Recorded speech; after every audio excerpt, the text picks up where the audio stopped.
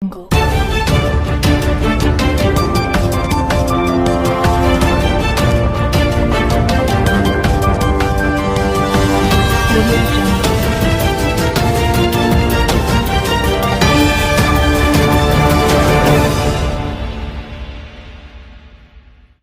દર્શક મિત્રો, આપ જોઈ રહ્યા છો Banas crime 24 news Gujarati channel. હવે જોઈએ આજના મુખ્ય સમાચાર।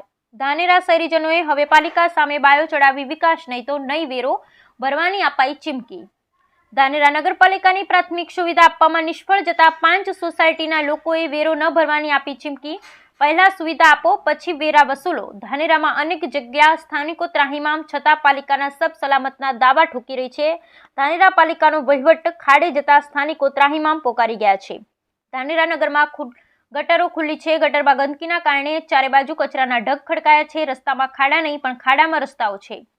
વરસાદી પાણી ભરાયેલા છે। નિકાલનો કોઈ વ્યવસ્થા નથી। આવી અનેક સમસ્યાથી લોકો ત્રાહિમામ પોકારી ગયા છે। સુવિધા આપવામાં નિષ્ફળ પાલિકા વેરા વસૂલાત કરવા પહોંચતા લોકોમાં ભારે આક્રોશ સામે આવ્યો છે। ધાનેરાની હિંગળાજનગર સોસાયટી સહિત અન્ય આજુબાજુની સોસાયટીની દશા અને દિશા ખરાબ છે। પાલિકાને વારંવાર રજૂઆત કરવા છતાં કોઈ કામગીરી ના કરાઈ। ઉપરથી વેરા વધારી વસૂલાતની પાલિકા પડી છે। વેરા વસૂલાતમાં પ્રથમ નંબર લેનાર પાલિકા સુવિધા આપવામાં પાછળ જ છે, જેનો વિરોધ આજે નગરજનો કરી રહ્યા છે। જો સુવિધા નહીં અપાય તો વેરો ન ભરવાની ચીમકી પણ સ્થાનિકો આપી રહ્યા છે। વગર પ્લાને કરેલ કામગીરી આજે ધાનેરાની ખરાબ સ્થિતિ માટે જવાબદાર છે। તત્કાલ કામગીરી શરૂ કરવાની માંગ સાથે લોકો પાલિકા સામે આંદોલન કરવાના મૂડમાં જોવા મળી રહ્યા છે।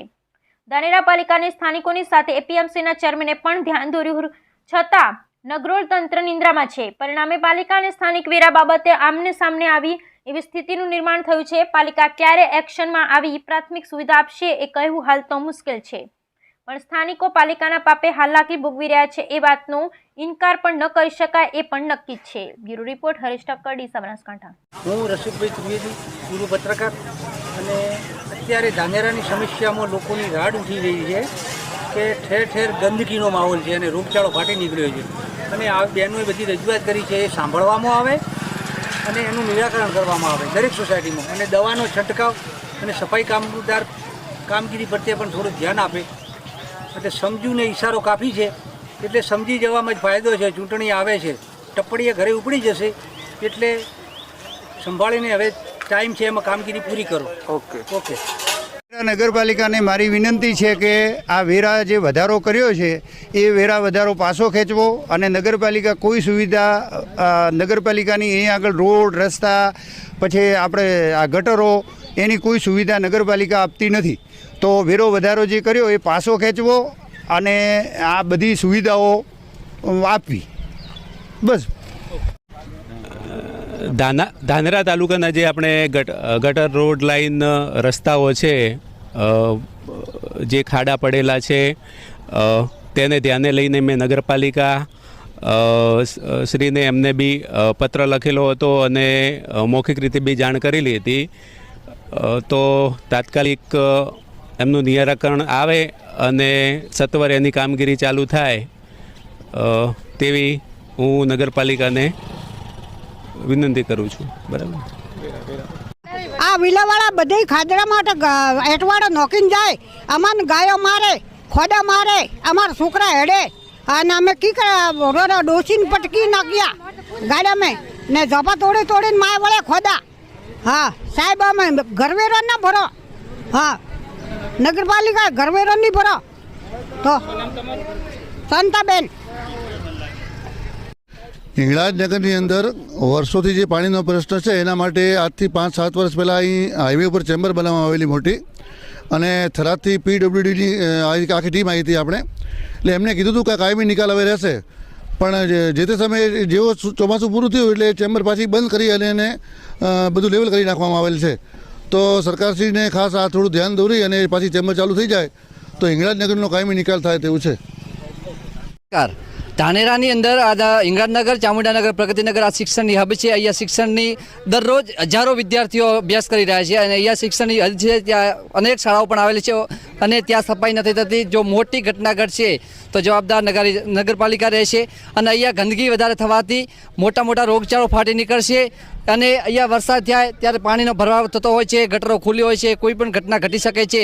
તાત્કાલિક ધોરણે નગરપાલિકા દ્વારા તાત્કાલિક ધોરણે 2 દિવસમાં કાર્યવાહી કરી અને સાફ સફાઈ કરીને ગટર લાઈનના ઉપર ઢાંકણા નાખી વ્યવસ્થિત કરે એવી અમે સોસાયટીના નગરજનો વતી હું નગરપાલિકાને વિનંતી કરું છું.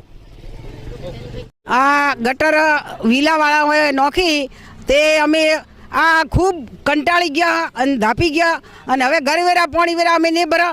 આ ખૂબ થઈ ગયું, અમે ખૂબ હવે કંટાળી ગયા. તે હવે નગરપાલિકામાં કહેવાની અરજી આ આલી અમે તે હવે ખોદા અને મારો ગુડો સોલ્યો અને હું પડી ગયો તે તમે આવો ભણવા સારું સાહેબ જાણતો. હા, હવે અમારાથી નહીં ખમતા થાય. આ ગટર અમને ખૂબ કંટાળી ગયા ગટરથી. તે ગટર આવીને કરો તમે. હા, ન કે અમારાથી નહીં બને કોઈ. આજ ને કાલ કશું જ નહીં બને સાહેબ. શારદાબેન.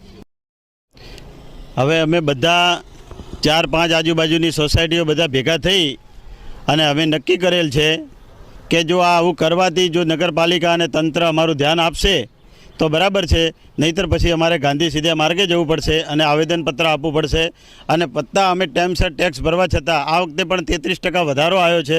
એની સામે અમારે સુવિધાના નામે મીંડું છે તો અમે એનો સખત વિરોધ કરીએ છીએ. અને જો સુધી અમારું આ તાત્કાલિક સાંભળી અને અમારું નિરાકરણ નહીં કરે ત્યાં સુધી અમે 4-5 સોસાયટીવાળા આજુબાજુ કોઈ વેરો ભરવીએ નહીં અને તાત્કાલિક ધોરણે અમારું આ સુવિધા સાંભળે અને અમારું વિનંતી હોબળે.